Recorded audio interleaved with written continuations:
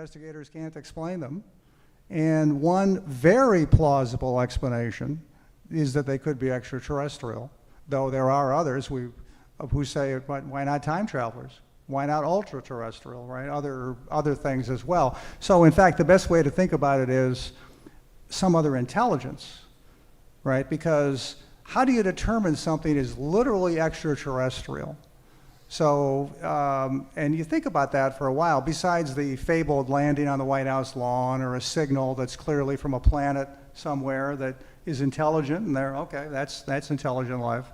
But from what we have so far, you know, what would it take you, what would it take to convince you that it was, and really everybody else, right, scientists and others around the world? So the answer, Sean, is that we don't have compelling evidence, of course, of extraterrestrial existence, either, you know, here or anywhere. But we have lots of very compelling circumstantial evidence that there could be something like that in our skies.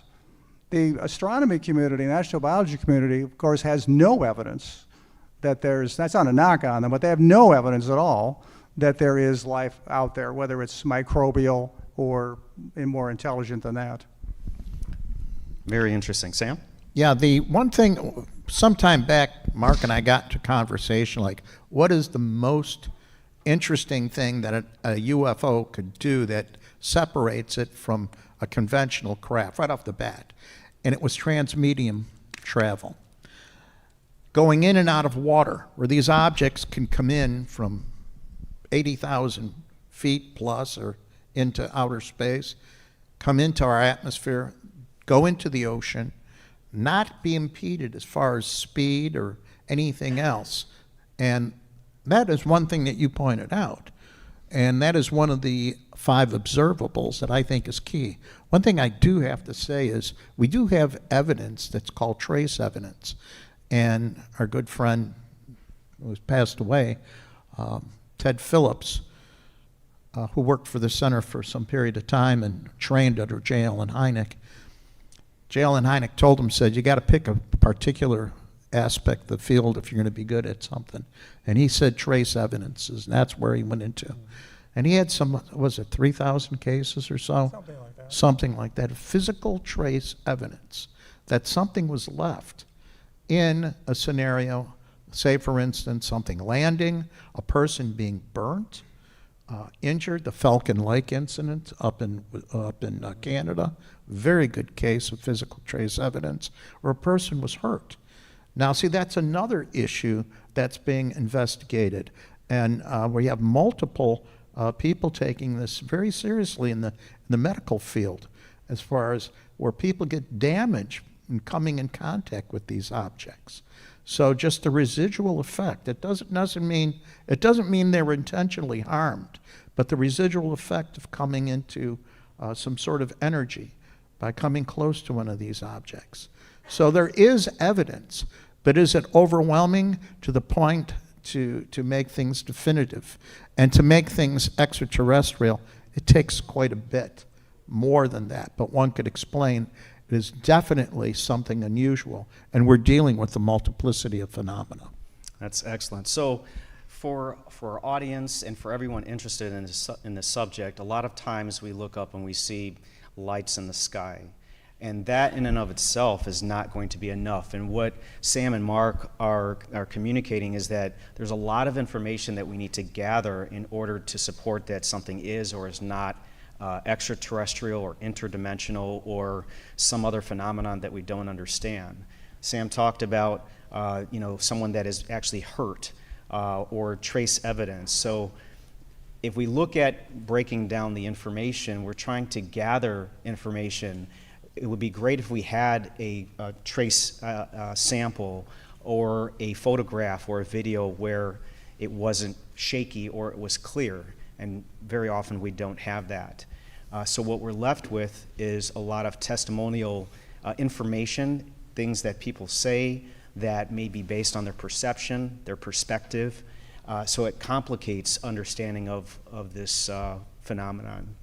So as we move forward and examine the possible scenarios, one thing that we really need to think about is AI, artificial intelligence. As AI becomes more involved in our lives through our computer systems, it's invaded the college systems, the college professors are having a time with this. We can generate photos, video, anything that you want through the use of AI. And what is scary is whether or not it's going to transition into physical animated objects that appear to be real. So, Mark, I'd like to turn to you as to any information that you have regarding artificial intelligence and its effect on the investigation of UAP. Well, let's start with something simple, which is that, of course, people are using AI now in UFO research of various types. One of them is the simple way of classifying data, classifying publications, but other people are trying to do research with that. It's been moderately successful at best. I'm not going to go into the details, but the UFO problem is a hard one to crack with that, basically. So it's probably going to be really initially a tool, like a lot of people are using it, just to summarize a lot of information, right? Create bibliographies automatically, and that's not to be discounted, but that's not really, of course, solving the UFO problem. But our what is represented by some UFO sightings is what's behind it, AI or the equivalent, right? What that would be. And the answer, people have thought about this already without using the word AI.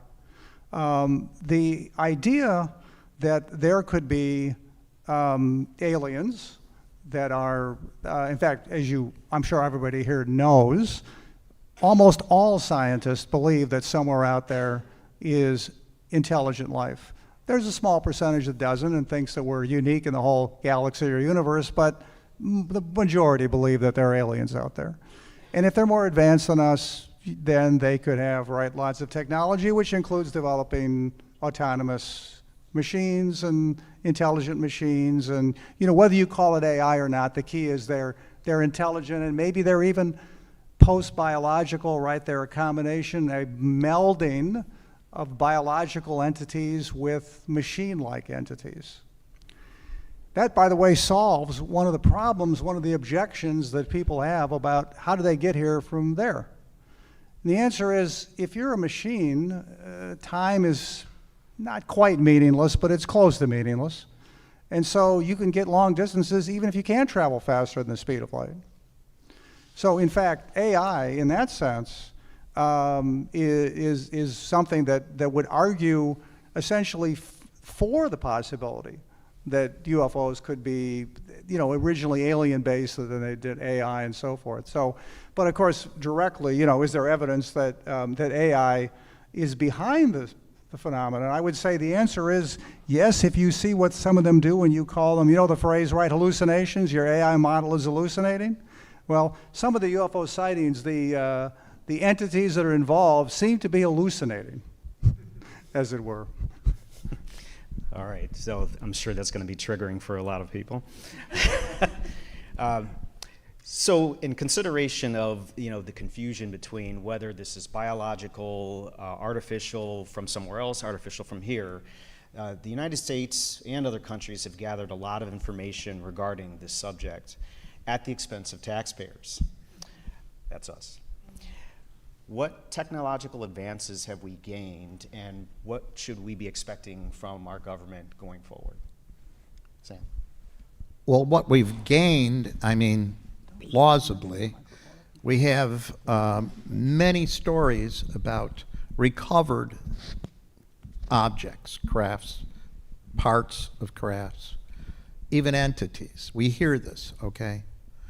The day after Roswell, Philip Corso, there's an interesting book, where he had his pieces and sent the pieces off to various contractors and dropped it into the right contractor, who was mainly working on something that the object they had may benefit them to propel their research, and they would give it to them.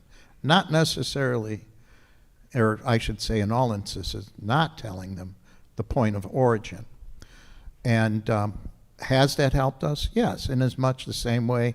If that is true, and I have no reason to doubt that, okay, I'm of that camp, that in as much that propelled some technologies that we have today, in as much as NASA has propelled many technologies. So being as this is such covert and so hidden, we have no idea what advancements we have in our everyday life that actually originated from something inexplicable. Very interesting. So let's just go with that. This is something that's biological. I mean, there's over 300 million habitable planets in our solar system. If we calculated putting human beings on each one of those, it comes out to somewhere around 26 people could fit on each planet, given our 8 billion population here. If that's the case, when do you think, or what circumstances would it take for ET to reveal themselves on live TV or publicly? Sam? On live TV? Okay, I'm trying to figure out which show they'd appear on. You know, I knew a few folks that had shows, but Which network? Yeah, which network too? It's like MeTV. Well, I was on MeTV. That's right. Yeah, that would have been good. That's an interesting point, but I'm going to take that question back. Let's assume, first of all, ET. Let's assume ET or something else has been here with us all along, and they've already been on television. We just don't know it, okay? Now let's think which individual that may be, or individuals. So in other words, that's a question that's so big. As far as revealing themselves, I personally think we have had a visitation for a long time and has been incorporated in what we call humanity. But then again, that's my opinion, okay? And I'm not drinking yet, okay? Yet, so.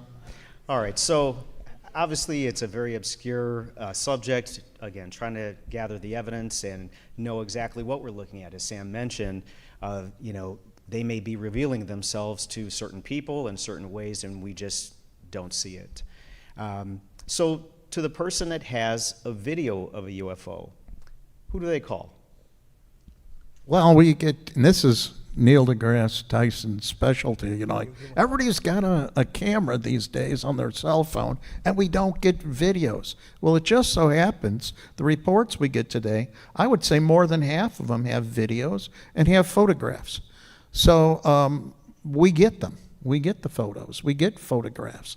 But then again, when you check that same ratio of identifiable things, you could put that same ratio in there. About 95% or 90-some percent of what we get could be identified almost instantaneously. We get so many lens flares, so many refractions, so many aircraft, especially at dawn or dusk. You get the fuselage of a plane lit up because the sun's coming up or going down. And this is normal reactions. I'm not condemning people, and I'm not discouraging people to submit if they think they have something worthwhile.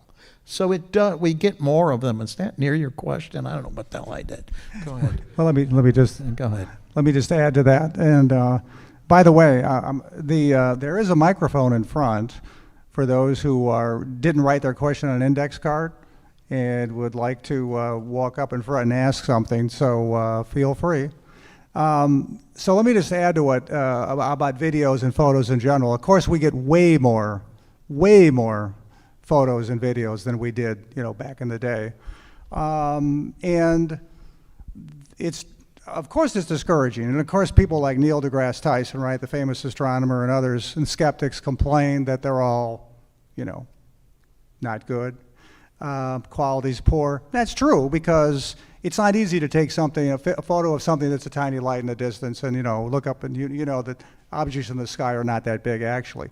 On the other hand, I was, a couple of years ago, I was interested in a case I'd read about from the Virginia area. And Sam, this was Socioeconomic. She's the state director in Virginia from MUFON, we work with closely. And a fellow had taken a photo of a triangular-shaped object. But he didn't take it because he was driving until he was able to stop the car, and it was in the distance. And there's this video frame of a triangular-shaped object, but it's so small, all you can do with it is to say, yep, there's something that's triangular-shaped there, and it was low, and of course they looked on radar and did all the usual stuff, and it wasn't on radar.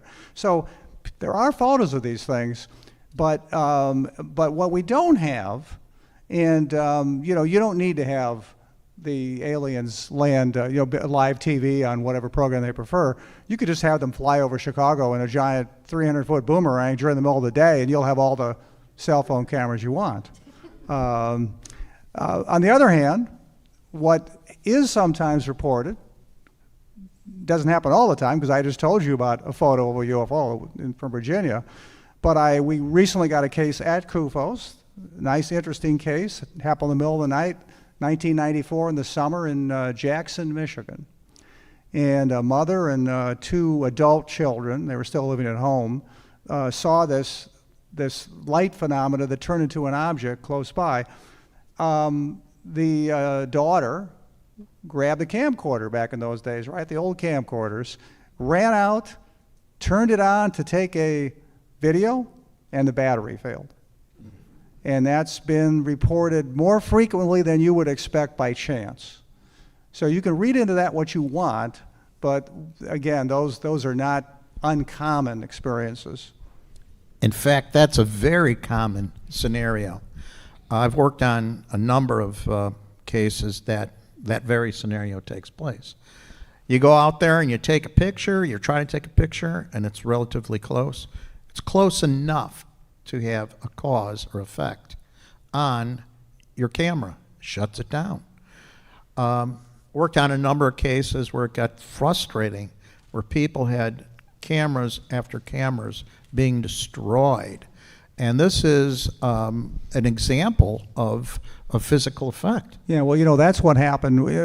Before we started, the fellow over there, we had us talking about Bigelow, right, and the Bass Project and all of that. Some of you were here for that. And I thought of that because of the destruction that occurred there that is well documented. On this, where else? The Skinwalker Ranch. You know, I'm sure almost everybody's heard of it. Maybe you've seen the television show. There are 2 books written about it, at least.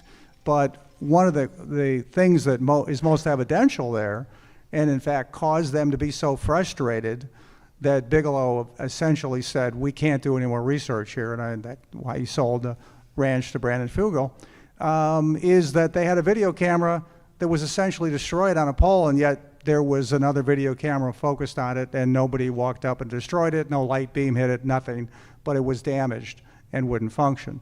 So odd things happen like that, not just, in fact, in, you know, there was no UFO sighting. That's what just happened on the ranch. So yeah, that's very interesting. And again, it goes back to what we can collect and verify as real. So when we have unexplainable phenomena that we can't trace back, we are left with a lot of questions and a lot of speculations as to what could be causing this. So here's a question. Is it possible that what we believe are aliens and advanced technology are actually another civilization that is from Earth? Absolutely. 70-some%, 75 or whatever, percent of this Earth is water. Again, we mentioned earlier transmedium. Who knows what's below the water and what could be living there? That may predate us as a civilization. Who is to say this planet is ours? We can't. We can't make that assumption. I mean, you could if you want to. My wife won't let me. But you can make it, but I don't think it's reasonable. And being as so much of this technology has been seen in and about water, we have to take that in consideration. It is plausible. You can't just dismiss it. Very good. All right, so let's get on to something a little bit more scary. Are there a lot of reports of alien abduction, and has there been a steady increase or decrease in those reports? And most importantly, do we have any information to indicate that any of this is true? Yeah, that's a lot in one. Well, it wasn't one question, was it? But that's fair enough. We have a hard time counting the number of UFO reports, good old regular UFO reports, right? And knowing how many actually occurred. We do it. We have MUFON, NUFORC. We have overseas groups too that do it, but it's complicated by the internet and all the rest. So that's the prelude to answering the abduction question, because it's hard to tell how many UFO reports there really are with some accuracy. Abductions are worse. There's no central repository for that. People talk to local hypnotists. They don't go to NUFORC and report their abduction. They do to MUFON, actually, and a few other places. But there's really no good central statistics. So I'm gonna have to give you my intuition, and of course a little bit more than that from talking to people. You know, abductions were dominant in the public consciousness and in the field in the 80s and 90s. And they began to dwindle in numbers at the start of this century. And I think they are down, but they've never gone away. And they're pretty much the same in content as they've always been when people do report them, whatever that means. So that's all stuff. Sam, you want to chime in? Well, I would get, I think, on regularly at least 1 to 2 encounters. Again, encounters versus an abduction. And how do you There we go. Here we go. How How do you distinguish? separate them? Yeah, right? distinguish. The abduction being taken not on your will, and that would be like kidnapping, a criminal offense. Absolutely. Right. Now an encounter is just saying, hello, how you doing, you know? Well, I'm from whatever the heck. And that's cool, okay? And maybe you sit down and share a pancake with no salt, like no in salt. Wisconsin. Always okay? Wisconsin for in that, Wisconsin, no salt in my pancake, please. And, he hasn't made that up. There was a there's case. a true case, Yes, yes. where they served a pancake. So you do have a difference where there isn't a taking of a person beyond outside of their will, but an encounter. Now, does it count if, like, hey, you know what? We just had this pancake, so let's take off in my UFO. Well, Now, well, well. what do you Actually, think? Sam, that I'm glad you brought up that distinction between encounters. You know, Hynek, close encounters of the first, second, third kind. Third kind are the ones where they see entities associated with the UFO, versus abductions. People have called that close encounters of the fourth kind or more. So we do know better what's happened to close encounters. And the answer is they've diminished greatly in number, since the 1980s. How greatly in number? Like 90% less in number. What's gone up? Because there are still a lot of UFO sightings, those darn balls of light that Sam mentioned earlier, and triangles. That's what's more people see. But little guys walking around outside the UFO, which was, you know, the classic thing, not so much these days. I think MUFON has what's called an ERT group, which is an encounters group.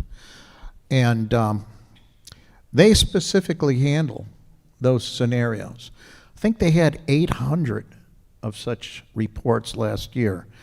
And now when you distinguish those being genuine versus other issues going on, that's where it gets interesting. Yeah. And with all the research that's being done, and as we talked about the upcoming congressional hearings, those types of issues are also a matter of concern.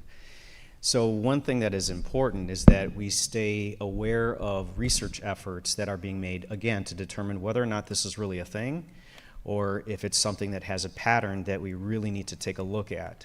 Are we looking at points of light in the sky? Are we looking at technology from China, Russia, or some other country? Or is there a possibility that some intelligence has made its way here? or have they been here? So there are a few resources. The UAP Medical Coalition actually is assisting with providing language for policy and support for anyone that has reported contact, and they can be found at uapmed.org. If you're interested in anything UAP, there's UAP Guide at uap.guide, www.uap.guide. So what I would like to do is move on to something that you mentioned earlier, Sam, with respect to water in terms of how are they moving around and are they sharing the earth. So what information do we have about USOs, unidentified submerged objects? Well, Richard Dolan's new book's going to be coming out pretty soon, and that's a pretty thick one from what I heard. And there are other ufologists who have done research specifically on Carl Feint is the one who did the late great up till now. Yeah. He did a fantastic job on that. And I'm so happy that Richard took an interest in this, and I'm looking forward to his book. But the subject matter, as you mentioned, again, what was your question? So I'm good at this. Okay. What information do we have to indicate that these technologies are actually moving through our waters, and The how Navy. much information do we have about The it? Navy, a good case. One case that stands out in my mind is a New Zealand Navy, where the New Zealand Navy, one ship was out there, and this large, you know which case I'm talking about? Yeah, was moving very quick. It was a very large object that was moving underneath it, all of the electrical components. It sat dead in the water. It couldn't do anything. They had to get, the only thing that worked was a sonar, because it doesn't work off the electricity as far as picking up. That's pretty interesting. That's where they're able to retrieve the data, except they were able to physically see the object move. And it was massive. This thing was massive. And went under the water, took off at some ridiculous speeds. And you have to understand something. Submarines don't move that quick. I mean, they're doing about what, max? Maybe about 60 knots, something like that? Not that Not even fast. that. Not that fast, yeah. No. So torpedoes move faster than that, by the way. But the thing is, these things don't really seem to have a problem going through water. Now, I can't help but think that there's a lot of data kept away in the Navy, the O&I, that has information. I have had cases from individuals in O&I that were in O&I on some remarkable cases off of Florida. So I think there's tons of information out there that once we start getting this out to the public, or we get an okay to get some information out, we will be surprised. And maybe, again, getting back to what I had mentioned before, there may be civilizations, or at least some sort of outposts, let's say, there underwater. That's interesting and compelling.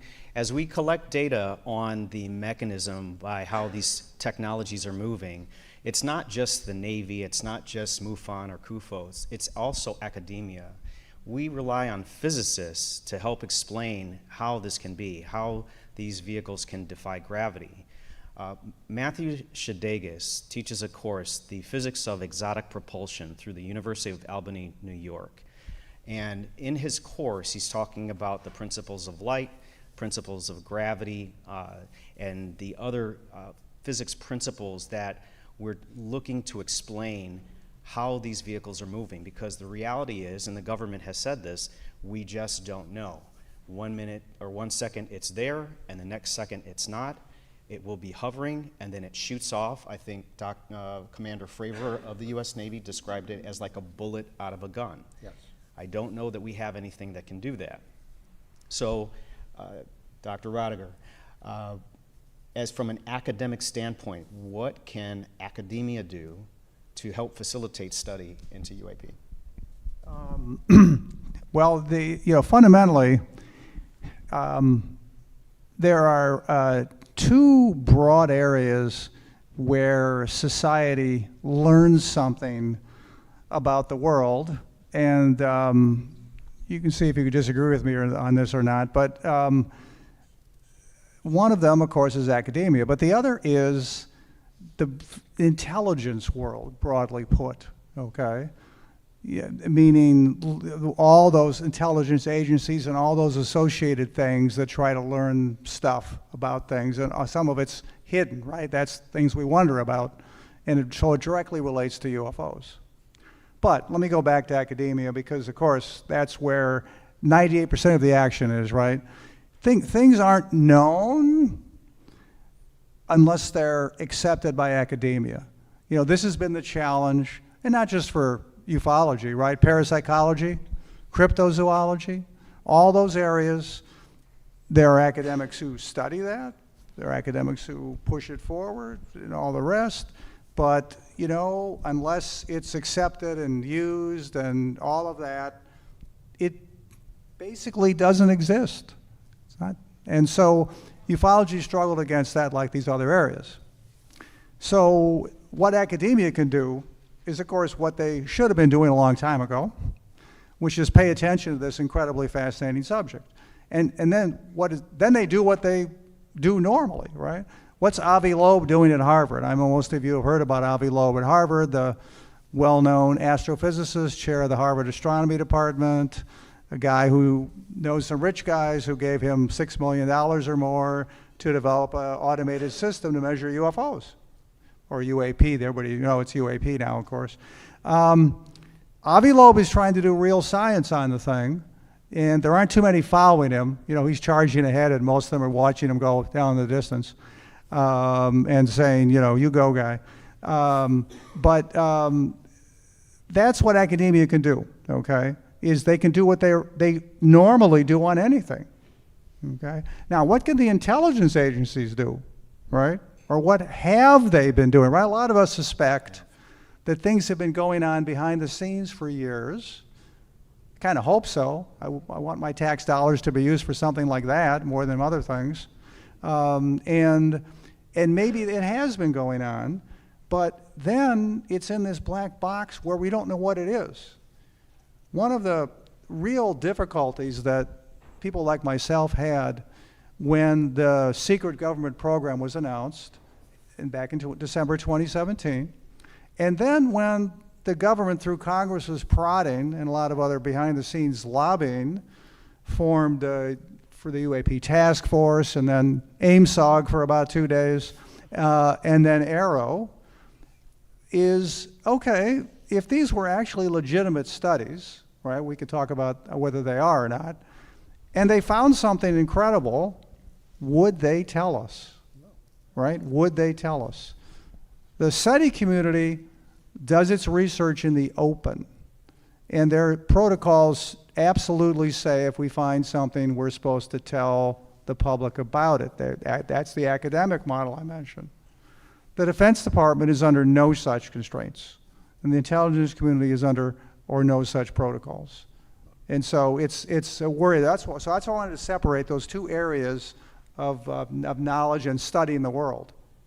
And that's an interesting point, because again, as we have the balance of power between the legislative and judicial branches of our government, we have the balance of power between our intelligence community within the military and academia, the civilian population. So as it relates to AARO, what is your opinion on AARO and its current statement on the website that they found no evidence of extraterrestrial technology? I'll go first. And then, yeah. Well, let's start with a report they released in, what was it, March or April of this year? Yeah. A report that was worth at best a D+. It was absolutely, completely a miserable report in terms of every possible aspect of what it did, history, current, and all the rest. The thing that Sean's referring to is that there was a part of the report that you have trouble assessing because it relates to what I've just said. They said, well, we talked behind closed doors, right, and looked into these rumors about crash saucers and technology and materials have been squirreled away, right, by contractors and others, and we can definitively say that there is no truth to that. And now you get into the realm of government in general, right? So when a government releases a report, and it doesn't have to be a Defense Department agency, right? It can be the Interior Department, the Education Department, take your favorite pick. And they release a report on something. Do you find it believable or not? Some people do, some people don't, right? But normally, there is data released with it on those other agencies, so you can at least get some sense of things. But on these kind of reports, how do you decide whether they did a good job or not? The answer is you really can't. So that's one thing. Finally, what's the methodology that AARO is using to get cases?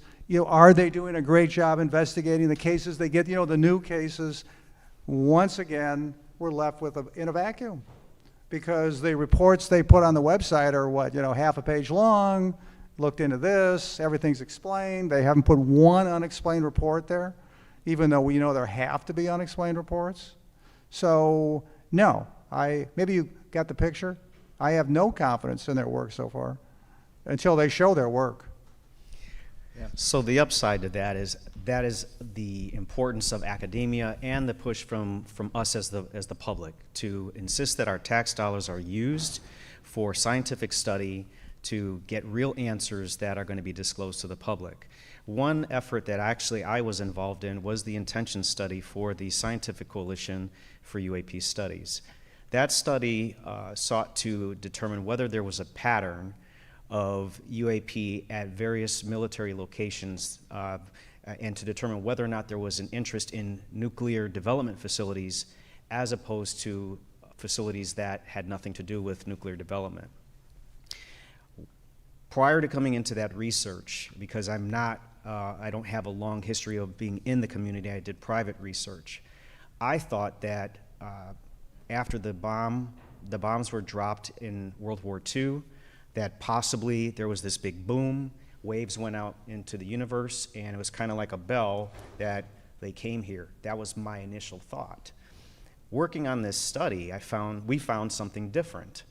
The reports that were documented, and remember, the reports were taken because people saw things that were unusual. That's what caused the report to be taken. The report showed that the UAP, or the UFOs, were there prior to the bomb being dropped. Whatever this was technological, it was under intelligent control, and it was actually watching us build these facilities.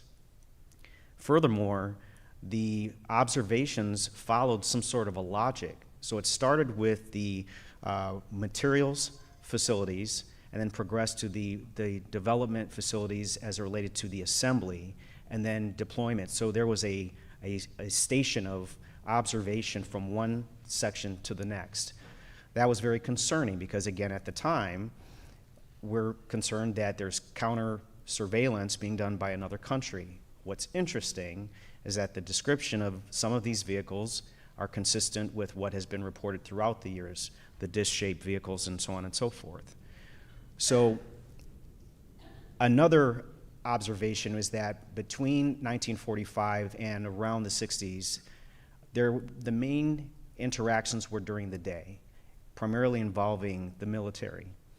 But towards the latter part of the study, and the study ended in 1975, the interactions diminished during the day almost exclusively at night and transitioned from interactions with the military to those now with the public.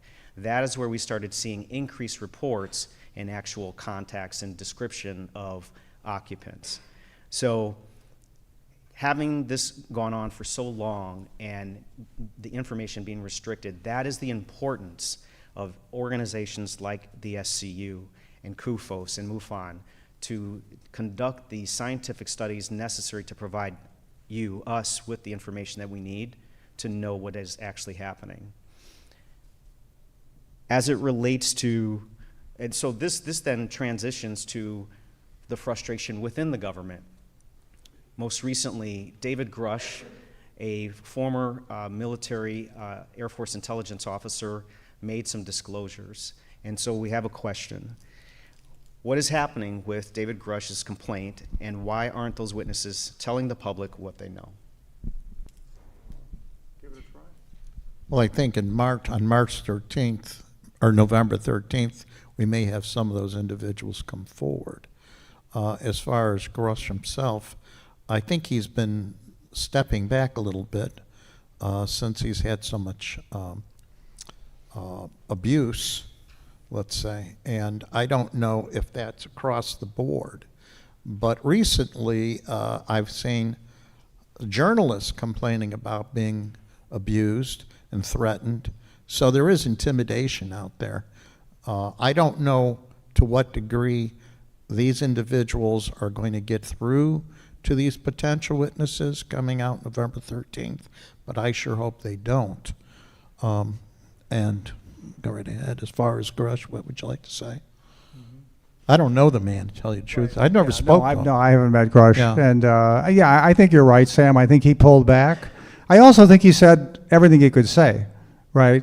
He talked to people as what he said was part of his work for the UAP task force, and then after that, and got their testimony, as it were, and then, you know, passed that on to Congress, which he did behind the scenes, though we don't know if he ever did in a SCIF, a secure compartmented information facility, where you can tell the absolute highest secrets.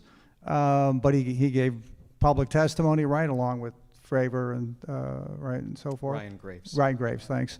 And I think that was it. You know, he did his part, as lots of these people have, at trying to bring out whatever is known. And you know, it's right, as Sam said, hopefully there'll be more. And remember, David Grush is not a true whistleblower. It's an odd category, right? He's a reporter for whistleblowers. So you think of, Sam mentioned newsmen, reporters. Okay, that's the classic thing. Then there's the people who are the real whistleblowers, who experienced and were involved with whatever we're interested in learning. And David Grush is in this intermediate category because this is such an odd area, right, where he had the security clearance to talk to these people and learn what they would say. And then he could go back to us and say almost nothing because it's classified. And so he had, I talked about that, you know, 5 or 10 minutes ago, right? And why did everything he said was so vague, right? And the answer is because you know, some people say it's because he has nothing to say. He doesn't really know anything. But the other more plausible one is he can't say anything to us. Yes, we have a question. Could you explain to the audience who he is? Because I'm sure there are some people that are out there that don't know. So what?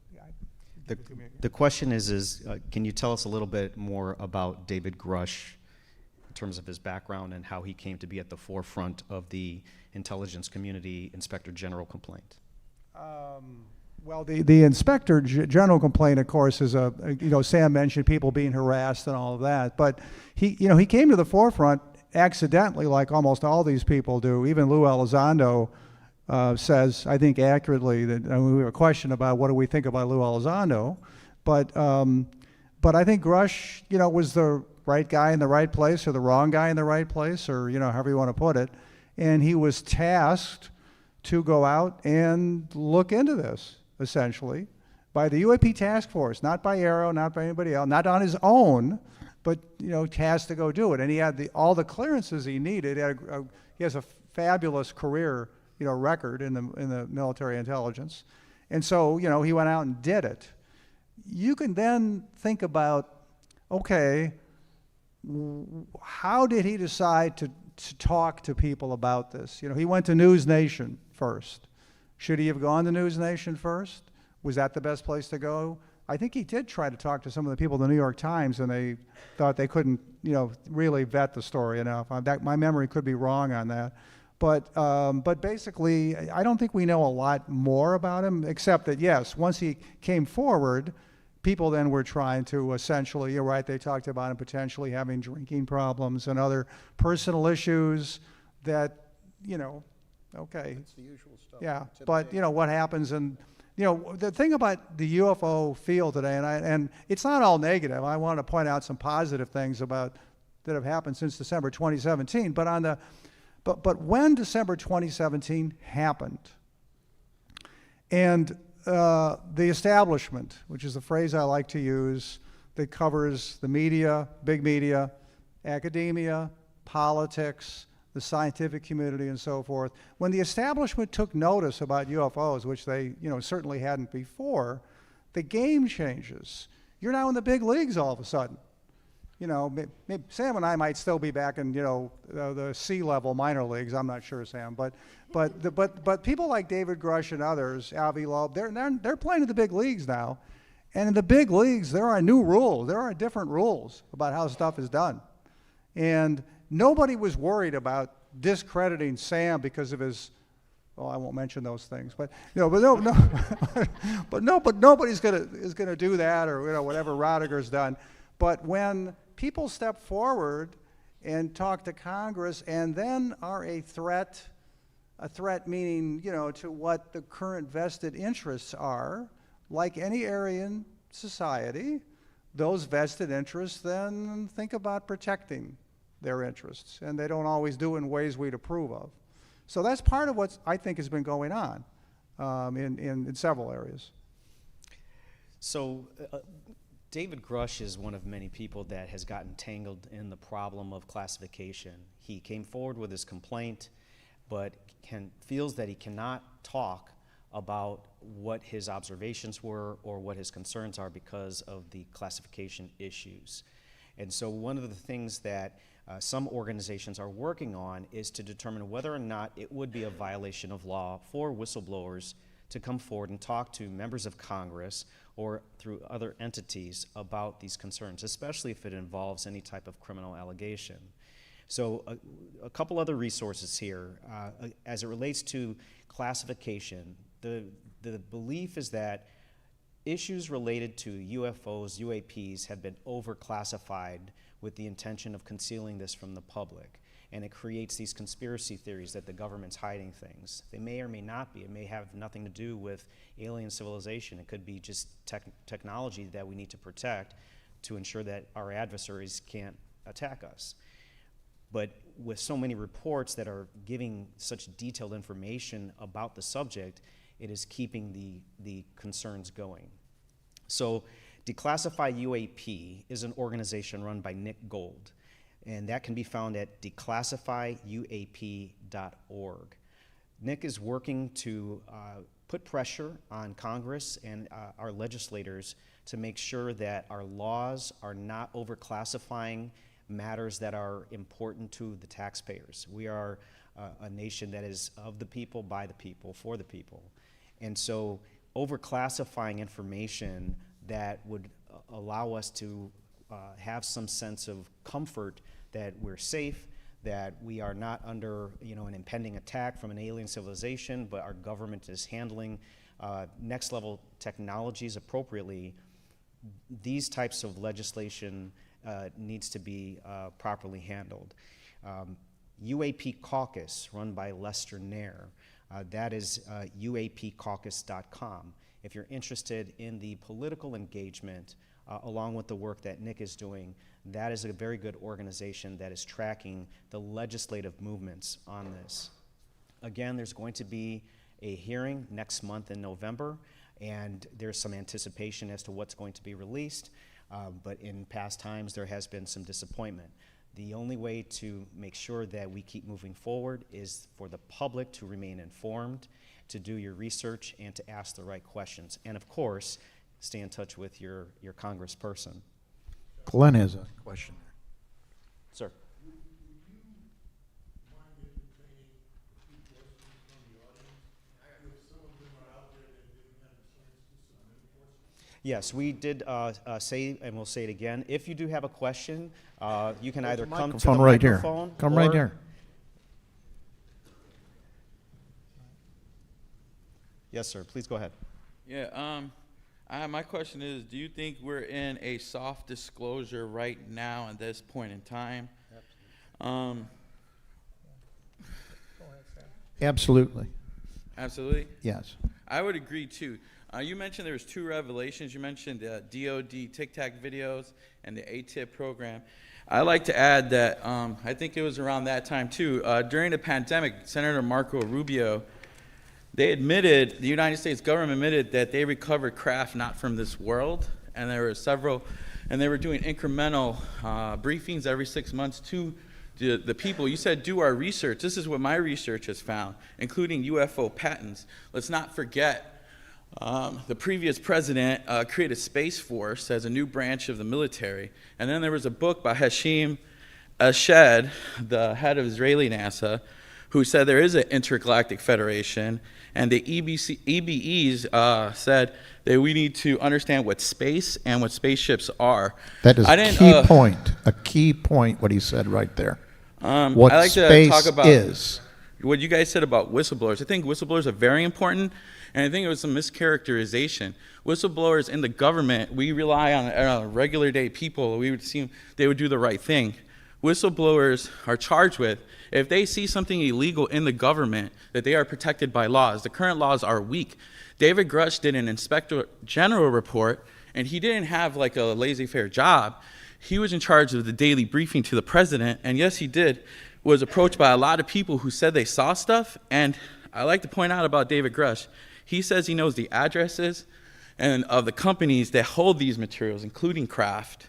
In the news, 2 days ago, Immaculate Constellation was disclosed and denied by the Pentagon in a news, release, a press conference. It said it doesn't exist, but that whistleblower, another whistleblower, said that there is a database of videos and a lot of material that they recovered, and they're hiding from the American people.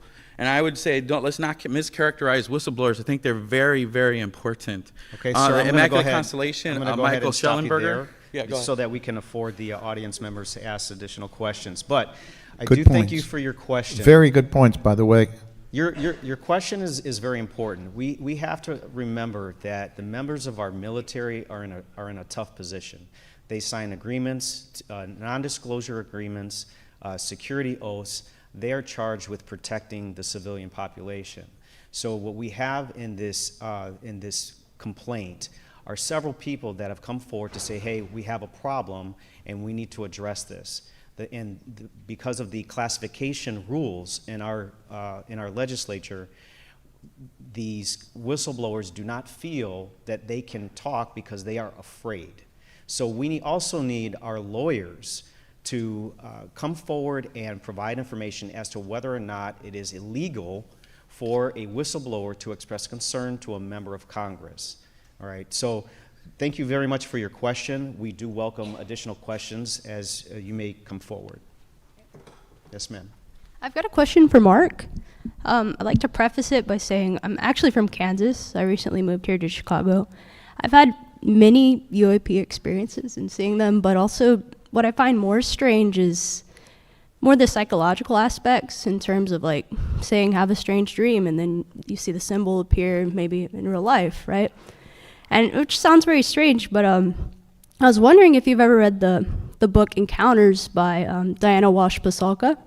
And in it, there's a chapter about, it's called Gnosis, it's a chapter about Jacques Vallée, and she's in his apartment, and they're talking about, basically they're within his library in his home in San Francisco, and she's looking at all of his books, and he's got all these shelves of like books about angels, books about fallen angels, and he has a whole section there of books by Allen Hynek, or more just writings of his that she mentions in the book. And I'm wondering like what you think about the more personal aspects, because the reason I've never reported anything I've experienced to MUFON, for example, is because I know how deeply personal it is. Like, how could you fill out a form where it's like you kind of have to know your whole life story to even, get that information out there. So I don't know, I guess I'm wondering what your opinion is on the more spiritual and maybe even esoteric sides of Allen Hynek's research and what he thinks about those kinds of things. So. Sam, I'm going to toss that to you because I think you have. Oh yeah, or either one. First, the phenomenon when you encounter it, by the way, when I encountered it, it opened up a lot of other things. This is, it's not just one thing. When you have these encounters, other phenomena, it's not uncommon for other phenomena to enter your life, put it that way. And it's across the board when you look at these other data points, and as Diana actually pointed out in one of our interviews, it's wrong. It's not scholastically proper to ignore these data points when they come into play. And that's something we need to do, is to keep them in there. There's terminology and nomenclatures that put it aside, one being paranormal, which means outside of normal, but people think of all sorts of everything under the sun. You know, it's like all of a sudden I had this experience and now I'm, who knows, possessed by something. Again, we have these cultural issues. No, the phenomena does introduce you or leave other avenues of things to come into play. Does it make you vulnerable? No, it may be more of a scenario of being more in tune with something. So I wouldn't be afraid of it. And by the way, please enter a report to move on. We have an ERT group, and the assistant director is one of my investigators. Thank you for your information. Again, Mark? I'm very curious also of Mark's opinion. Just in terms of Alan Hynek and She's asking, your question is, what is Did your Hynek- personal opinion of the spiritual aspect? yeah, of that the Alan phenomenon? Hynek was interested in. I mean, people have definitely, building on what Sam said, is there a spiritual aspect to it? I wouldn't deny that, of course, but I do think that it depends on, the word spiritual, right, means so many different things, right, to many people. And so I would say that, and that is the way to think about it, is that it can have that impact, that effect, that whatever, for certain people, usually, of course, with more intense encounters, more intense experiences. But beyond that, it actually has been very understudied. People write about it anecdotally. This happens to witnesses. People write things, but there aren't any good, investigations about. Okay, take 100 people who've had experiences, right? 25 said that it made them more open to this. Compare that to the near-death experience, right? Which many people here, everybody's heard about a near-death experience. And that a lot of people do become more spiritual after a near-death experience, mostly because they died, and they often thought they saw heaven or their relatives or, God or things like that. So there's where something directly would, okay, that sounds spiritual to me, in part. The UFO experience is more amorphous. And so, like I've said, I think it's a very personal thing and how it affects anybody. Yeah. All right, thank you. Thanks. You're welcome. Yeah, to me, I think we've ignored these other data points for too long, and that's wrong. That's not what scholars are supposed to do. Well, and as it relates to spirituality, this is one possible area that science does intersect with spirituality. Lou Elizondo has released his book Imminent, which is now available. And one of the chapters in his book refers to angels and demons. And this is an important discussion that we need to have, because as the far reaches of human society as it relates to spirituality, we have these beliefs, we have these visions. The text within the various scriptures is interpreted both literally and allegorically. So what exactly is an angel? What exactly is a demon? What exactly happens when we die? Is our soul something that can be measured? Are there particles? Is light a particle? These are all things that scientifically we're trying to get answers to, and I appreciate your question, because this subject forces us to ask important questions that will advance our understanding not only of the phenomena, but science in general, and I think that's what this whole subject is doing for all of humanity. It's uplifting our consciousness. So, again, thank you for that question.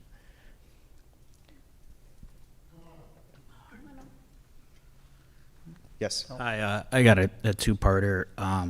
So I was wondering what you guys think of the kind of shadow biosphere aspect of it and its connection with the UFO phenomenon, like the hitchhiker effect, for example, and how sometimes people who have encounters also might see ghosts or orbs or, Bigfoot connected with the UFO experience. There seems to be some kind of connection there. And then the second part, there seems to be a lot of talk amongst the intelligence officials and other people of some kind of major event happening in 2027 or in the upcoming years, and if you guys have heard anything about that and what you think about those two things. It was a lot of questions in right. one. So we'll try to parse that out. Okay, all right. So I'm going to work backwards. So there's this year 2027 that's being thrown out there. We have no information to support anything is going to happen in 2027. Now, does that mean that something isn't going to happen in 2027? No, but I think we can all remember Y2K, 5/5/2000, 2012, Nostradamus. There's all sorts of doomsday dates that keep these books flying off the shelves and keep us engaged with some sort of, future prediction, So I think that was in like Lou Elizondo's book he mentioned like that year. again, I think that Lou is doing the best job that he can, and there may be information there, but we have to come back to the evidence. Unless we have actionable information to support a belief, it's really important to keep an open mind. And it's certainly important to not make any rash decisions based on that information. So keep paying your taxes and don't run out and hurt anybody. I was going to sell all my portfolio. So yeah, the 2027 date, I don't have any information about that. We'll just have to wait and see. If you can go back to your earlier question. Oh, just there seems to be like the hitchhiker effect, some kind of connection between other anomalous phenomena and UFOs. I think John Keel's mentioned it in Mothman prophecies. Yes, of course. There's been lots of different. Of course, Keel-esque things, and I've worked on cases like that and hitchhiker effects. Again, this phenomenology crosses over. It isn't segregated to one specific thing, and this is where, as doing good scholastic work, good scientific work, you pay attention to these data points. Even if they seem absurd, you collect them, and if they keep reoccurring, you can't ignore them. They have to be slotted in there. So yes, these things do take place. And especially in locations of really high strangeness. I worked on a case up in Wisconsin. Strangely enough, there were similar activities in Arizona. Worked on both those cases. And this type of phenomenology and phenomena happen. So yes, these things do take place. And when you get involved with these locations or this type of phenomena, believe me, it's not Mulder and Scully. It could be a little more dangerous than what you think. Actually, there was pretty scary stuff going on too, but then that's fiction. You got to take this stuff seriously. There are things that could hurt you, and sometimes it's not necessarily intentional. It could be residual. So the other thing is how much of this is actually playing with the mind. And again, this is more about who we are, what we are, and why we are. It's about us. Any way you look at the phenomena, it ends up and it starts with us. Okay? So yeah, you're right. There's other phenomena attached to this, period. Thank you, and I hope that the academic community is going to start taking this more seriously, because I think when hope that so, too. happens, then everybody else will start taking it more seriously. But until then, it just is going to be like everybody's going to think it's just to make money, to sell bugs and stuff like that. That's what it usually happens, you know. Oh, You see, yeah. yeah, unfortunately, until there's a couple of bucks in there, they won't jump on board. They get a grant, you know. Well, and keep in mind that, yes, we want the academic community to continue doing what it's doing, but we have to be the change that we want to see, right? So if you have any type of degree, see how that you can apply to working on this problem. Ask the questions, do the research, any meaningful discussion that you can have with someone that either is, disbelieves this for whatever reason or is uncommitted. We're not talking about proselytizing anyone. It's about having a discussion of what if this were true, any witnesses that reported something anomalous. If one of them is correct, then what does that mean? Sir. Hey, thanks again for coming in and speaking with us today. You're welcome. My question is about crop circles. What do we know about crop circles? And are they really just the work of these two British prankster blokes, Dave Chorley and Chad Bowers, using some planks of wood, some lengths of rope, and maybe some pole vaulting equipment, depending on which version of their story you might have heard? Thanks. Sam, you're our crop circle expert. Well, I only worked on one crop circle, which was right in our backyard for the most part. And they're very unique. The genuine article, you cannot reproduce it with boards and a couple drunkards from a pub in Ireland or England. Dave and Doug didn't go around the world doing all these. And they didn't go back, I think, to the 1500s doing them. So in other words, it is an interesting phenomena. Balls of light have been seen in the area, orbs, balls of light. Also craft have been seen in the area.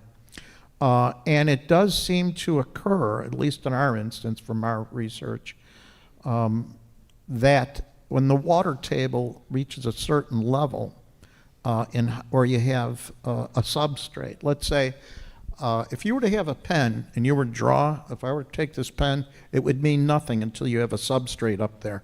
And then you could see what the heck I'm drawing, or that there is something going on. The substrate takes place when the water level is high enough in a limestone environment. And this seems to be the case where the strata is the same in all these areas. So it is a genuine phenomena. There is an association. These are glyphs. Are they natural?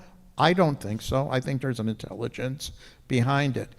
But there's a lot of hoaxing, too. We haven't seen that much in the last few years, have we? There are still crop circles every year, and Sam was correct, and there are crop circles that are mysterious.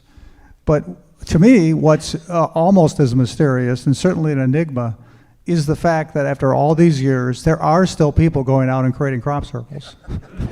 And it's now been 30 years, and their grandkids are doing it, and from the original generation, like they've made their point. Things are pretty if you make use crop to make. One was a computer chip they did years ago that was very really fascinating.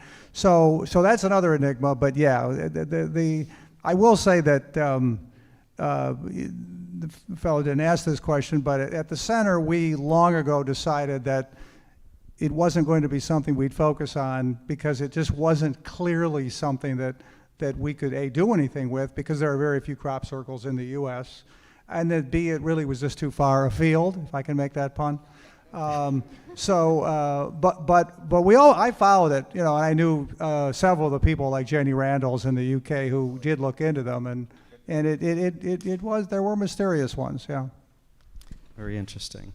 So, oh yes, ma'am. Go ahead. Hi. I have two questions for you, and the first one's more general, so I'll ask that one first. But how has social media changed your job, specifically with TikTok Lives and Instagram Lives? I feel like you were reading off of my paper. Okay. Okay. So the question is how has social media affected the investigation of UAP? Sam? Social media contamination. It could be advantageous, but it seems to be, it could actually start a phenomena. I'll tell you one in particular, the Chicago Mothman scenario. I think social media was responsible for much of that. And I will be having a book out on that investigation after all these years. So it is definitely made an effect, period, definitely. Sorry, my second question is a little different, but in historical record with different religions like the Epic of Gilgamesh and the Great Flood in the Bible, you can see that in geographical and geological evidence. If you had to guess, are there any alien instances in written record like that that you can say definitively, this is what I think that is? Well, first of all, you have to really if you get into the Bible, or you really need to go back as far as humanly possible and get that information in as original a text as you can. And then you start to see that the AK gods in there, I'll be doggone if they don't sound like entities from someplace else. And as far as the flood, no, that flood there was some, we've had at least 5 major disasters on this earth that did some major catastrophes, you know. So yes, that is a serious study on my part. We don't have time to go into it.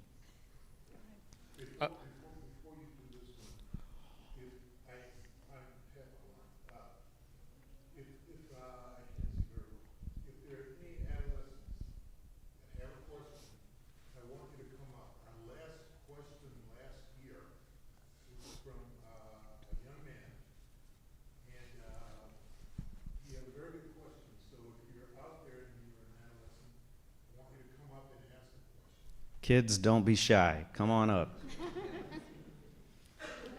Okay. Well, I have a few points. So, then I was wondering, well, first, what you would call like the establishment. I was wondering what organizations you believe are like at the forefront of that, I guess. I have like, so the Navy has a patent on electromagnetic propulsion, having to deal with space, traveling through space through like a vacuum.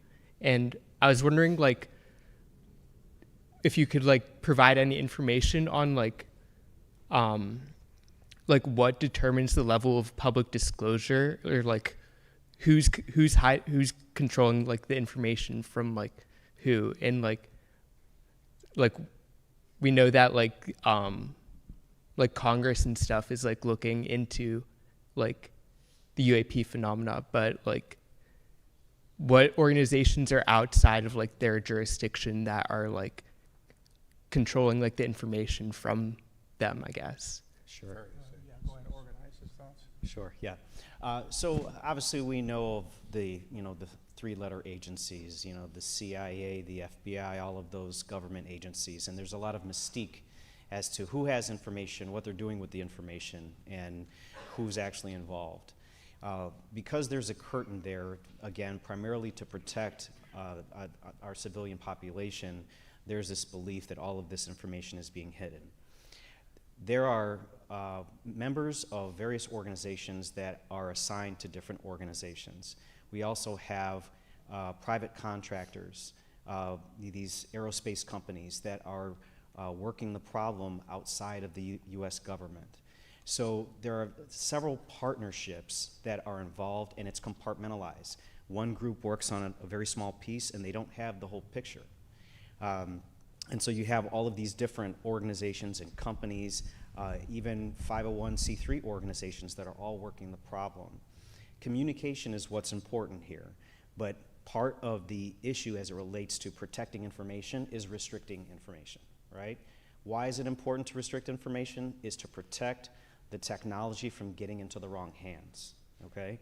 So it is important that some level of secrecy is maintained to protect civilization. The issue as it relates to this subject is overclassification, is that when you have so many reports that are documenting distinguishing features of craft that are hovering and then shooting off into space, or biological entities that are making non-consensual contact with people, it's hard to make an argument that you're protecting against a Unabomber or something like that. It's just not the same thing. So we, as the public, we need to understand the process. We need to ask the right questions, and we need to hold our legislature accountable. So again, that UAP caucus, that Declassify UAP, those organizations are working on your behalf, our behalf, to make sure that we know what questions to ask, that we know the right people to ask of those questions, and who to hold accountable. Does that answer your question?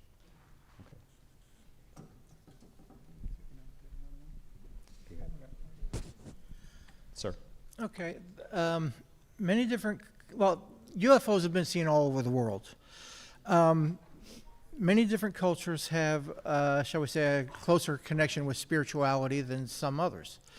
Has there been any kind of proclivity for certain cultures to see more sightings or encounters or certain types? Yeah. Mark. Oh, yeah, great question. And thank you very much. First of all, absolutely, UFOs, of course, are seen all over the world. We tend to be, U.S.-centric in many things, and UFOs has been one of them.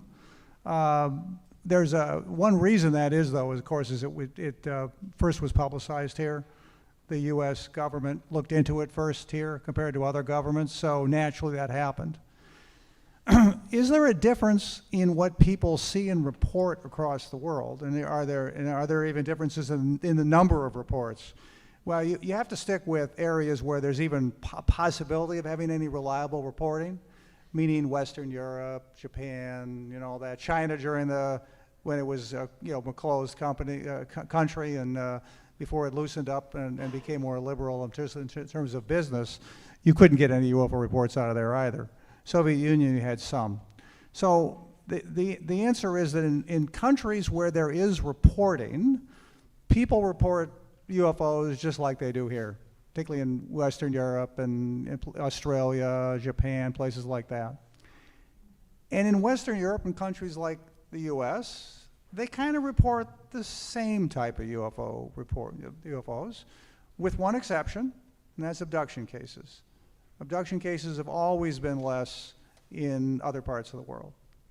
Okay, now that said though, spirituality, the part of the question was about that, I'm not so sure, but as far as the characteristics of reports, yeah, they are different in other spots. South America has been notorious for having really odd and bizarre encounters.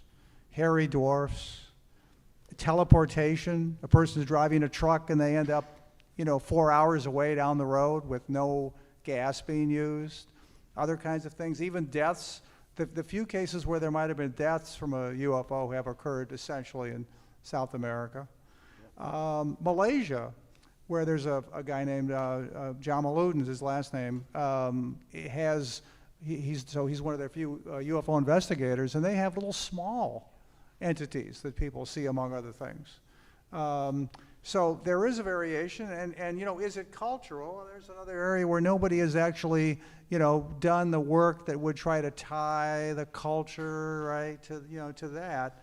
But the bottom line answer to the question is, yeah, there are differences. We don't know why they're there. I'm going to guess it's partly related to the culture, though, but it's partly related to something else. And I say that because years ago, not just recently, my colleagues and others realized that a lot of UFO reports look like they are staged for the witnesses, meaning they're not random. And that can mean, it doesn't have to mean something crazy went on, right? One of the most interesting types of things, in fact, we talked earlier about, are UFOs alien, and I said, we just don't know.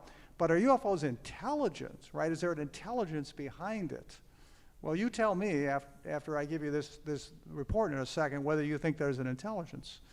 So there were some witnesses, this was in the States, 3 witnesses, and at night and they saw a bright UFO come over, and it was flying and stopped and hovered and was very obvious, and they were very interested in watching it.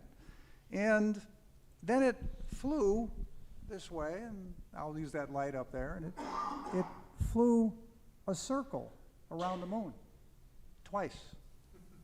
And it flew a very tight circle around the moon twice. And when the investigators did the calculations later, it was such a tight circle that if the people had walked about 100 feet in that direction or 100 feet in that direction, it wouldn't have been symmetrical around the moon. So that's a staged event. What does it mean? Your guess is as good as mine. But that's why, that's the background of my point about if there's hairy dwarfs in South America, is it the culture or is it somebody wanting to show hairy dwarfs in South America? So another thing about culture, and this is something that is really unbelievable to me. In 1992, this subject had emerged as such a prevalent issue for research that a conference was held at the Massachusetts Institute of Technology, MIT. This conference had several researchers in all different backgrounds, spreadsheets with data of people that had reported UFOs, alien contact abductions, all sorts I was there. And Mark was there. But what I'm getting to is that this event was such a huge endeavor and involved such a great amount of research that it really showed that there was something there that was worthy of looking into. The publication for that event was made in March of 1994. Okay, so the event was in 1992. The papers for the event were published in March of 1994, and then here's the cross-cultural part. This is in the United States. In Zimbabwe, in Africa, halfway around the world, in September of 1994, over 60 children reported a UFO landed at their school, and at least 2 creatures described as humanoid wearing tight-fitting black suits emerged from the vehicle. That these creatures approached them and communicated with them telepathically. Now, 60 witnesses is a lot. I mean, we put people, away for less than that. So I found this to be quite interesting. And then what was very interesting is that the witnesses were recorded. They were interviewed, and those interviews were recorded. Now, I would charge you with doing your research. There is a film by Randall Nickerson called Aerial Phenomenon. Randall is a brilliant investigative filmmaker, and what he did was he took the archive footage of those children who were interviewed in 1994 and tracked several of those witnesses down 20 years later to see if their story changed. And guess what? They largely described the same thing. In fact, where their stories differed was in the amount of detail that they could remember because they had matured and could provide context to what they saw. So we have an event in the United States in 1992. It's published in March of 1994. September of 1994, we have a huge event involving children. One thing about the school students was that they were of different backgrounds. This was Africa, but these were not all indigenous Africans. They were people from Canada and England and other parts. So, black, white, mixed race, all different types of people from different cultures speaking different languages. Again, that speaks to the value that this subject has as it relates to research. And I would, again, charge anyone that is really looking at this, what is your leading hypothesis here? If you're looking at just strictly the value of testimonial information, I'm coming up with 2 hypotheses.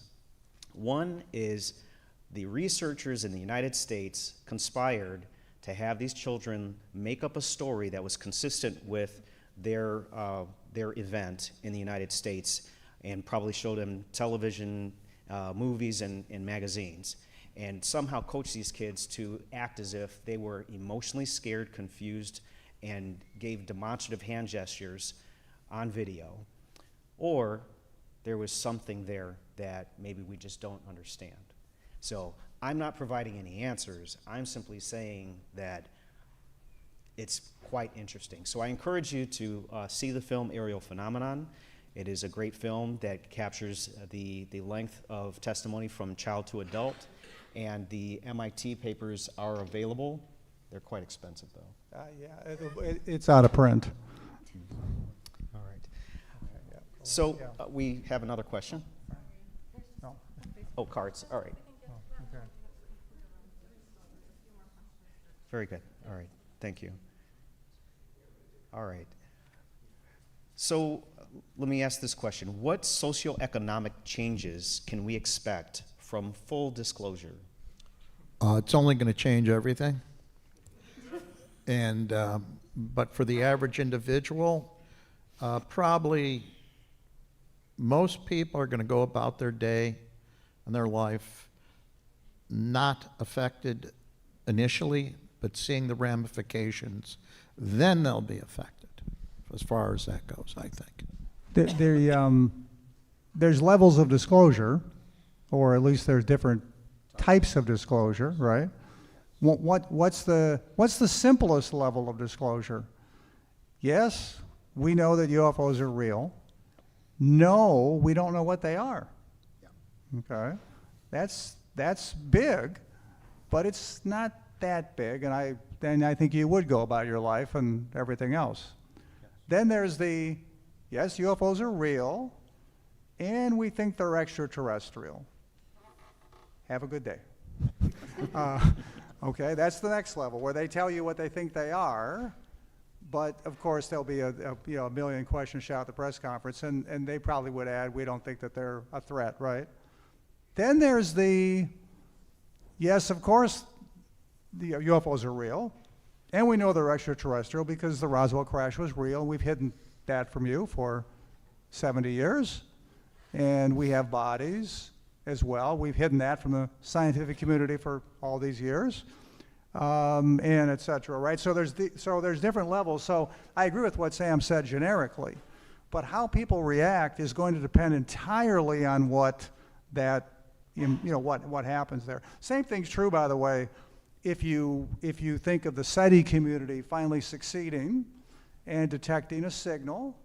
We'll leave out the little microbes in space, which are very interesting to me, but if they find microbes, that's great, but it doesn't affect us day to day here. But if we find a signal and there's intelligent life out there, what happens next? For most people, probably not much. And then it goes up from there, depending on if the signal's translated and all the rest. So that's for yourself. You can push for disclosure and get involved, like Sean suggested. But you think about, what would disclosure mean to me? What would it be? How would I react to various levels like I've described? I think we look at each different sector of the social structure. Who is going to get the most effect? Who's going to be most affected? I would say academia. I would say definitely certain religious beliefs are going to be shattered, not shattered, but shaken. So these are two critical, very, very important structures in not just our social structure, but also in our defense structure, as you know. So there's going to be changes. And again, we have to quit thinking not just necessarily extraterrestrial, but something even more unusual than that. Is it interdimensional? What properties do these things, are they able to manifest and control? How do we even understand something outside of the scope of something, just not from another planet, but something that manifests through dimensions, time, space? And I use time, space because I'm used to hearing abduction scenarios. But this is difficult. And now what we hear in the disclosure movement is the soft disclosure and the catastrophic disclosure. In other words, there's one way to bring this out slowly and develop an understanding that, yes, first of all, we do have a genuine phenomena. We've known about it for a long time. Yes, we've kept it at bay from the public. What is it? As far as all the detail of which, all this would be slow. And that would be the least amount of serious damage, per se, if you want to look at that way, or effect, right? Yeah. Yeah, this term catastrophic disclosure is floating around. So, again, the question is catastrophic for who? Is it catastrophic for the public who may have an excessive reaction to information that maybe we're not prepared for? Or is it catastrophic for those who have this information and have benefited in a way that now we lose control? So it's interesting, this term catastrophic disclosure that's come out.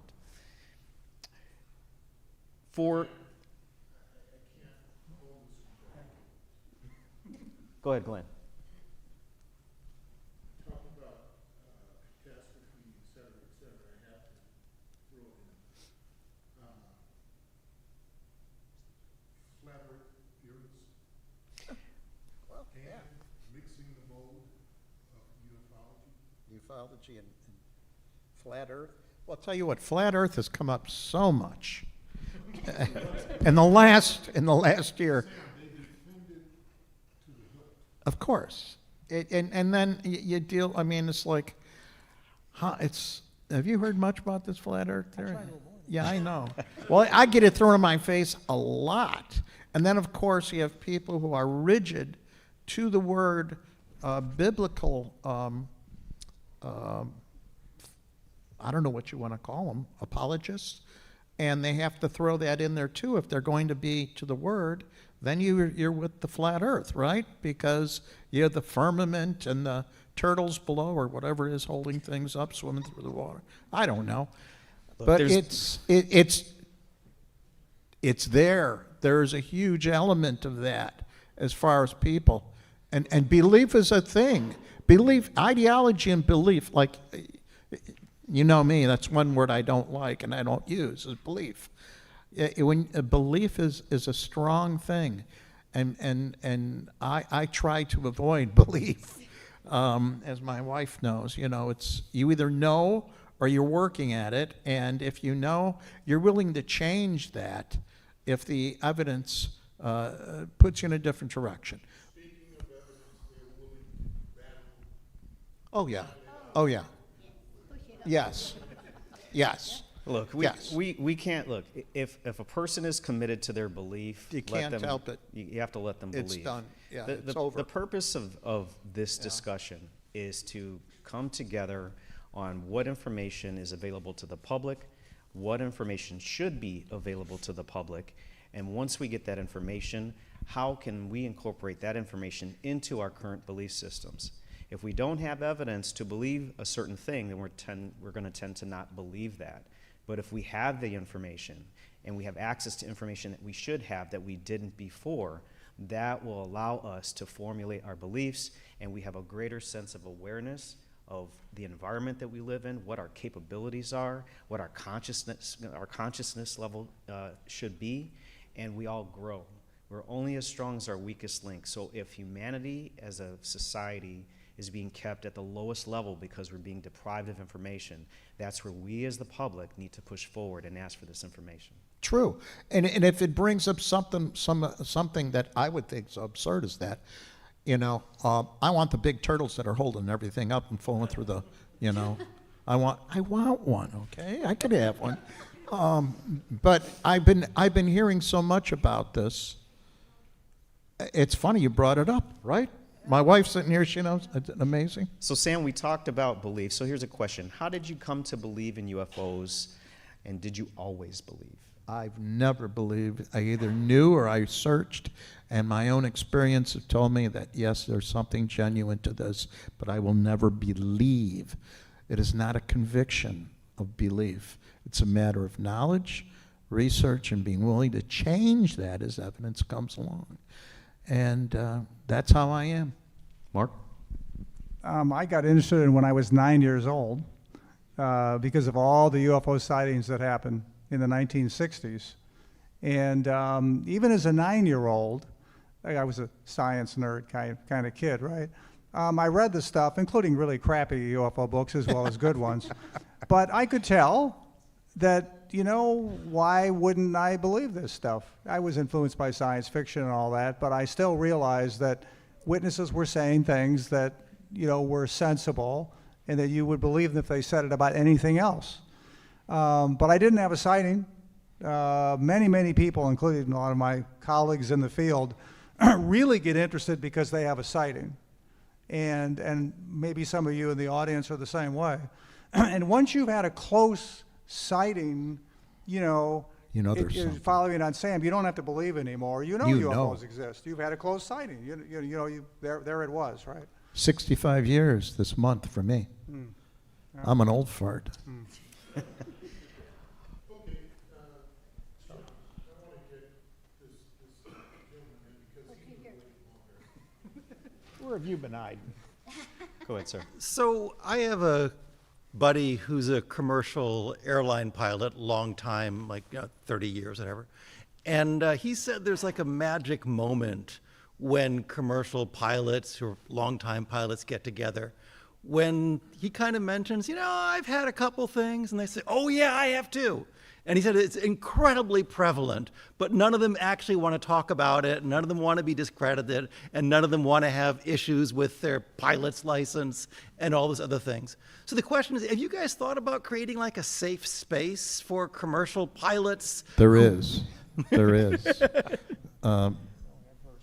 The National Aviation Reporting Center for Anomalous Phenomena, NARCAP, this specifically takes reports, and believe me, they're very protective about that information.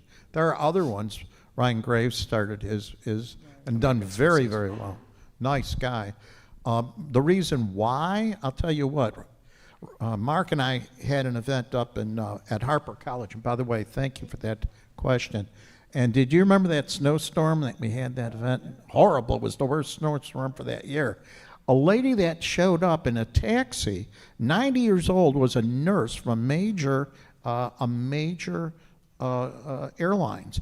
And she says, Sam, you know why do I show up all these things? I have such an interest in this subject because I was a nurse that had to review the physical data on people who had, pilots who had UFO sightings. And she says they put them through hell. This is not something that is a benefit to your career. It could be a career killer. This is not just for pilots. I mean, No, anyone it's anything. that is in the professional world Yes.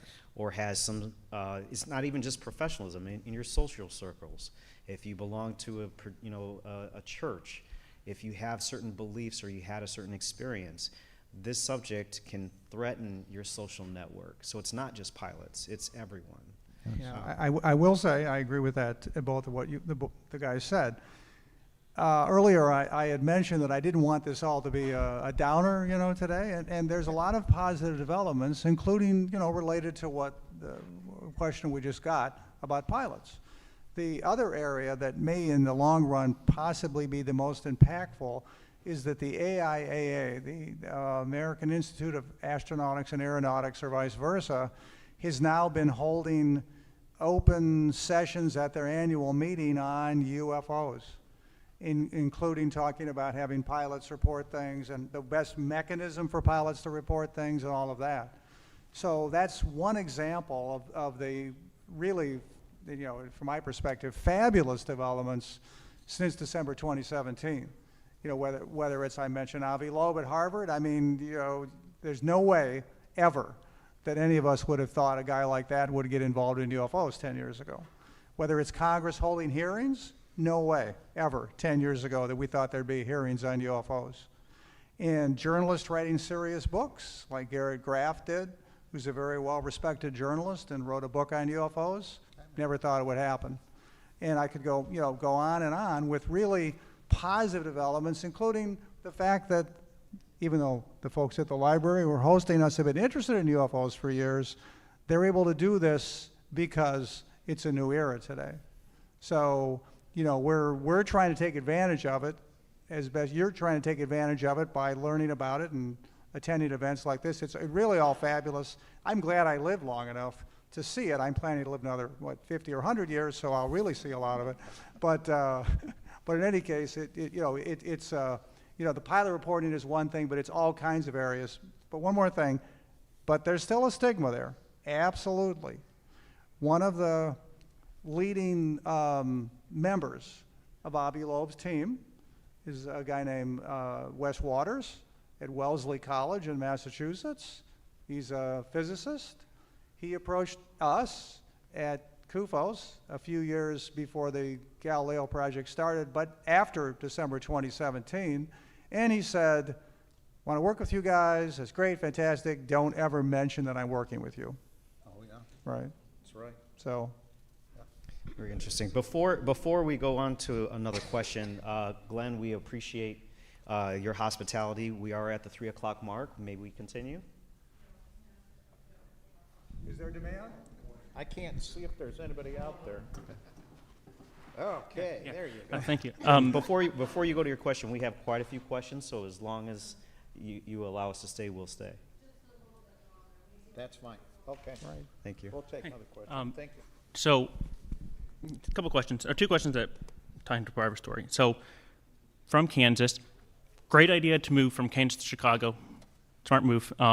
So, I remember being sort of 11 or 12, and with my brother, we were in our backyard, or in our yard playing basketball, and seeing this object. Sorry, I remember it being the size of a bread loaf, black, the red blinking light, and sort of like 4 or 5 feet off the ground.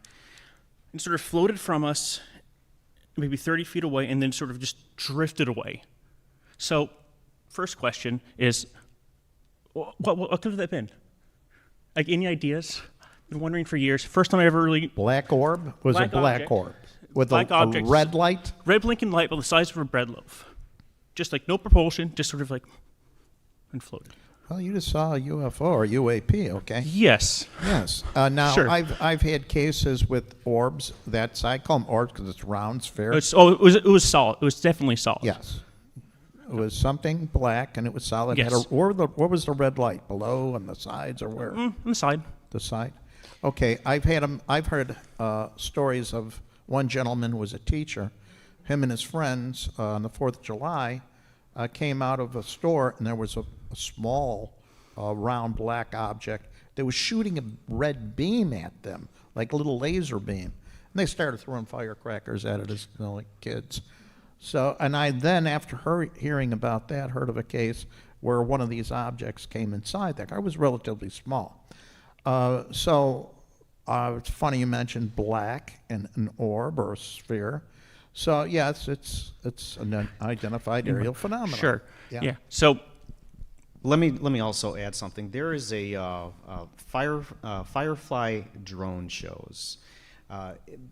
A lot of the light phenomena that we see, if it takes on a certain shape or has certain colors that don't conform to, conventional aircraft, a lot of times we'll jump to, oh, it's a UFO. But drone technology has become quite sophisticated, so it's just something to be mindful of. this is When was that? 27 years ago. Oh, not back then. So, second question with that. So, yes, so this will allow for a moment that, yes, this falls into the, 5 to 2% of unknowns in the sightings. So let's say I get a text in a few minutes from my dad saying, hey, remember that one time you were 12? Oh, this is what happened. Wasn't it a good joke? And so what happens to sort of like the integrity of that body of evidence that can be sort of disproven? So it's used as sort of proof of the existence of something, but what happens when so many times you can sort of then find explanations later? Well, see, that's a good point, because from there, I think it does give you the opportunity to start looking at your background noise, and do a social study, and the social dynamic and social studies, your area of expertise. Yeah. And this is where I'm very interested in, is where we have to start looking at stuff like this and assemble more data to put things more scientifically together.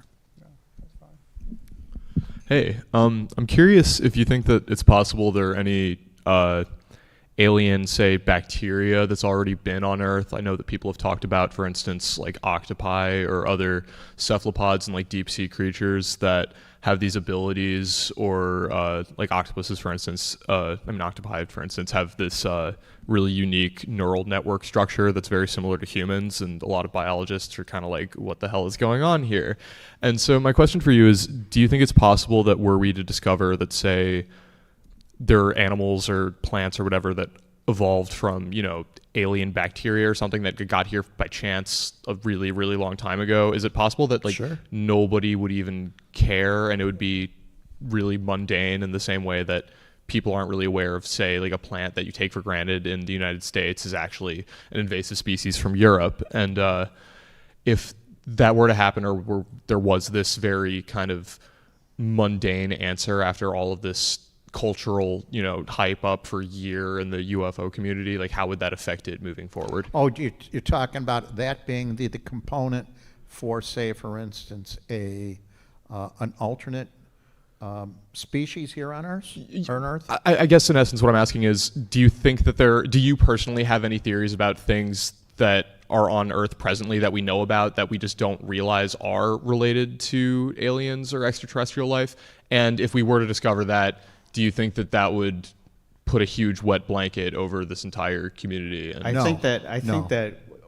what you did was just normalize the Yeah. concept that our ecosystem is so diverse and You got it. continuously morphing into other things, Yes. that any number of things could have come in, on an asteroid or by some other means, and Yes. could have modified DNA, could have modified the chemical structure. That's the nature of our diversity. Yeah. So that, I think, demystifies the woo.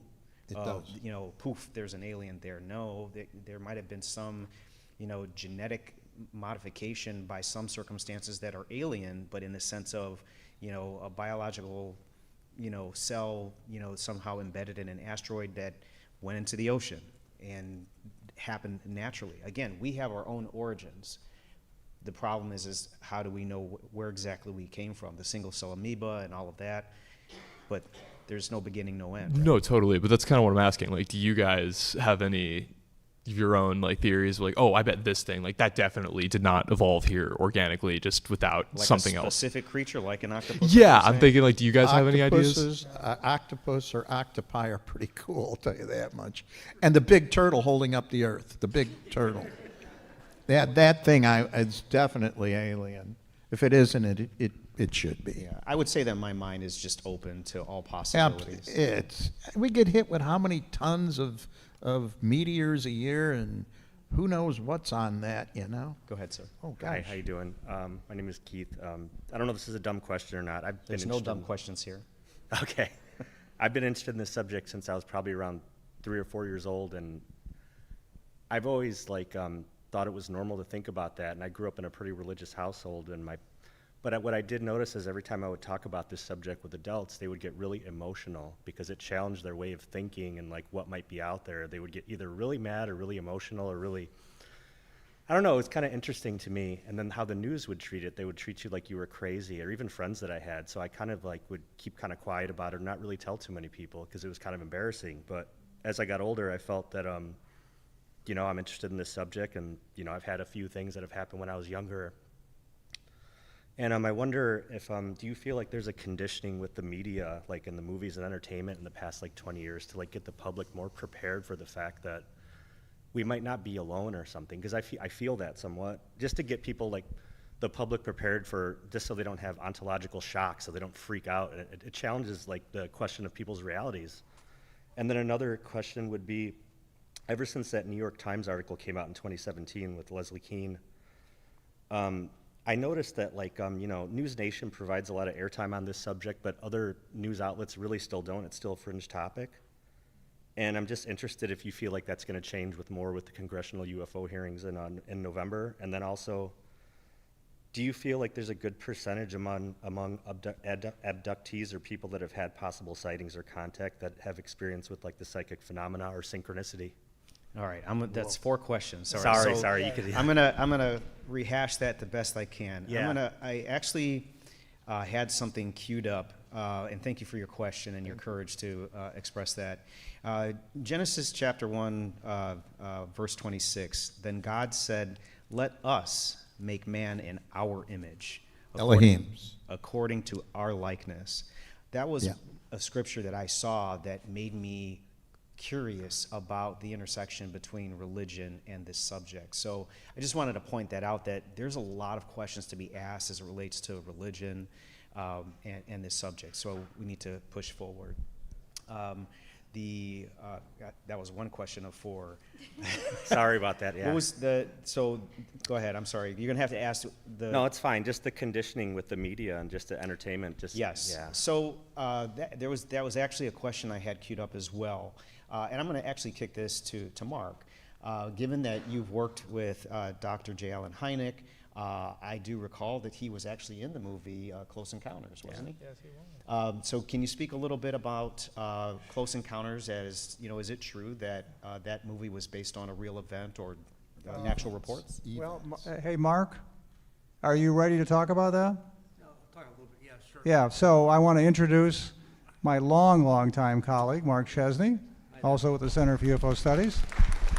And when I was gallivanting in school in the UK in 1975 and 76, and just after that, Mark was busy actually working at the center, volunteering, and a request came in from Steven Spielberg.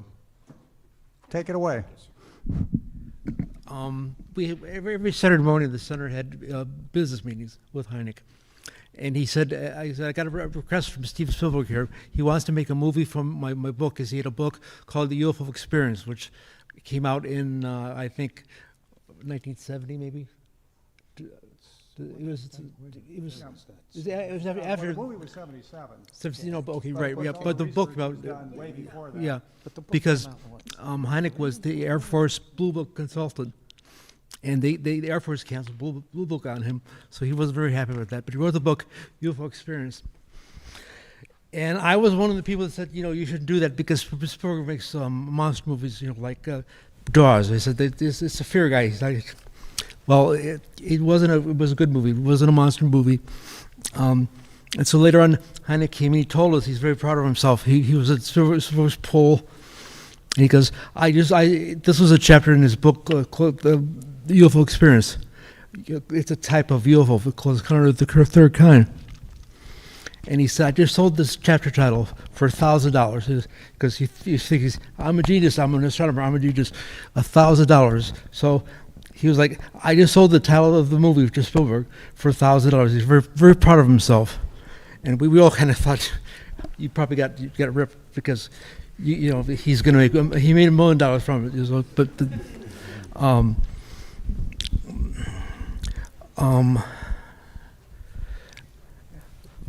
anything particularly will be. Go ahead. So I think so you were at the center at the time that Dr. J. Allen Hynek received the request from Steven Spielberg, and that is how J. Allen Hynek made his appearance? Yes, basically. Okay, and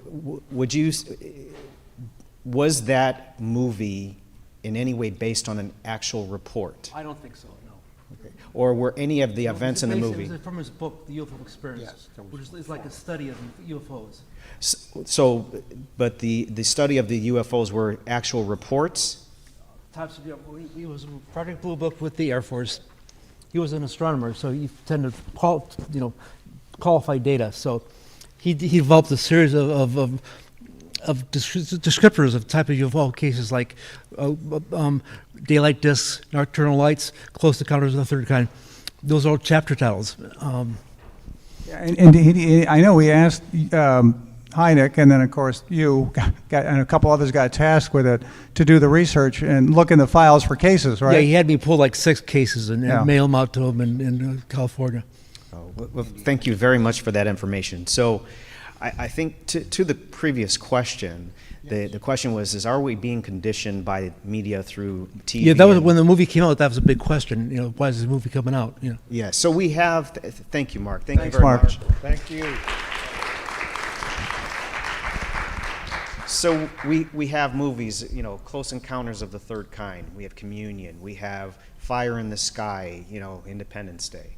Are we being conditioned? Possibly.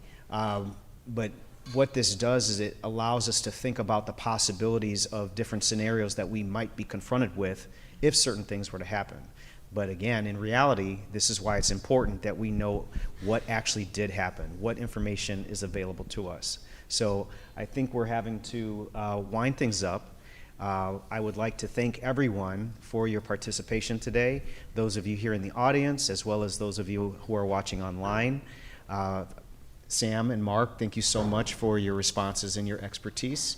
Sam, last words? I want to thank everybody. Again, this is a subject that it evolves around us, who we are, what we are, and why we are. Today is, of course, Sweetest Day, so be sweet to somebody, okay? And I wish you all happy Sweetest Day, and thank you for your time. Time is the most precious of all commodities that we have, and thank you so much for sharing it with us. And thank you for your time. And gentlemen, thank you. Yes. Thanks, Sean. Thanks, our library friends. Thanks to you for coming, of course. And right, and we're not fleeing immediately, so if you want to come up and talk after we're done here, feel free to.